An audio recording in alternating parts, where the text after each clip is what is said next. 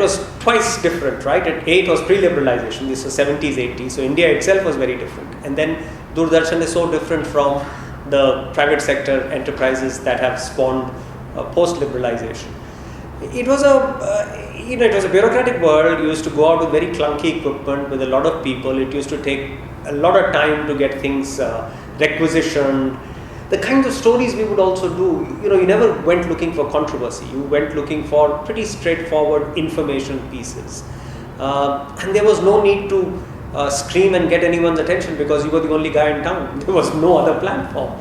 So it was a totally different world. The best graphic way I can describe it is it was a black and white world. I don't think we had entered color and choice. So that's the one thing as far as media is concerned, as far as generally life is concerned. Very unidimensional life without any choice. We only had one Doordarshan and even radio wasn't that sought after. So yeah, it wasn't media wasn't that big a part of our lives as students because it was so small. There was so little media. Yeah, for me it was slightly different. I think Raghav's right. We didn't watch so much television. FM radio didn't exist. So, you would sit and listen to radio programs in the evening as a family. I remember there used to be that Jangli Tufan Tire Puncture, which we used to sit and listen to as a family, like how we sit and watch TV as a family. We don't even do that anymore, actually. But it was, the only thing that I'd say is that in my college days,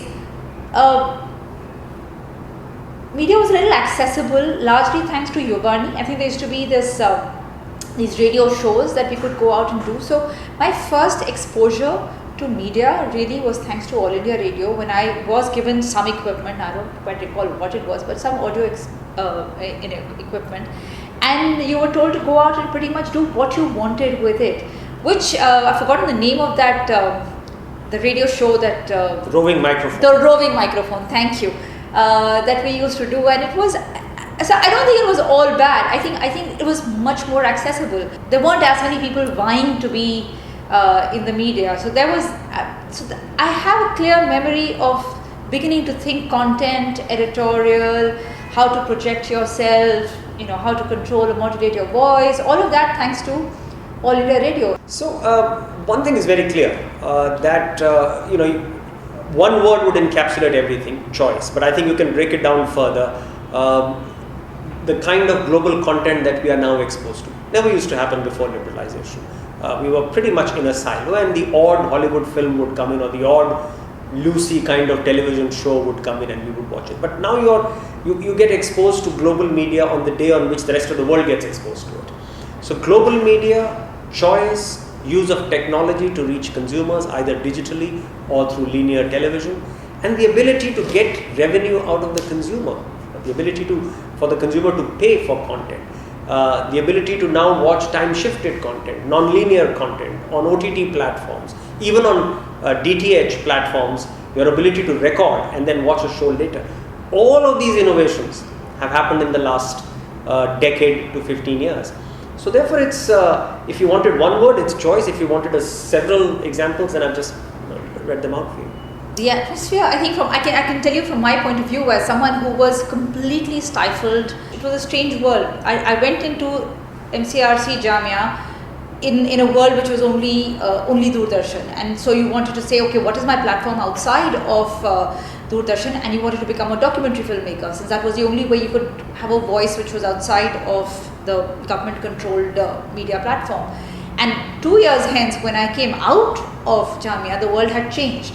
And there was the beginning of satellite television coming into India. So it was such a breath of fresh air because, I of course encountered what Raghav was planning to do at that point. It was fantastic. It was just incredible. The world that I went away from, the world I came back to, had changed. There was no private television, as Ritu said. There was a very tiny bunch of documentary filmmakers who would look for platforms on which they could put things out, and there was the big Bollywood industry if you wanted to get into feature film, or there was Doordarshan and government controlled media. There was nothing else, so there was no industry. I just had this view that as we were growing up, and that's I think a spin-off from the romanticism of the 70s or 80s, because there was Doordarshan that I as a child I grew up watching Krishi Darshan, So I knew about farmers' problems and all. Whether I liked it or not, I used to watch it. I was exposed to Eastern European cinema because he used to put that out. I was exposed to the Manabon and fantastic shows like Bharat Ek Khoj. So as a child, I feel I had a much more complete and holistic view of what was going on. Whereas my kids, when they've been growing up, they've been partially my doing, I think. They would watch Cartoon Networks, so their view was a little Tom and Jerry. And then you force them to watch other stuff. So I think we grew up knowing a little more about everything. But if I had to choose that and the choice of watching what I want, choice is definitely the one to go for.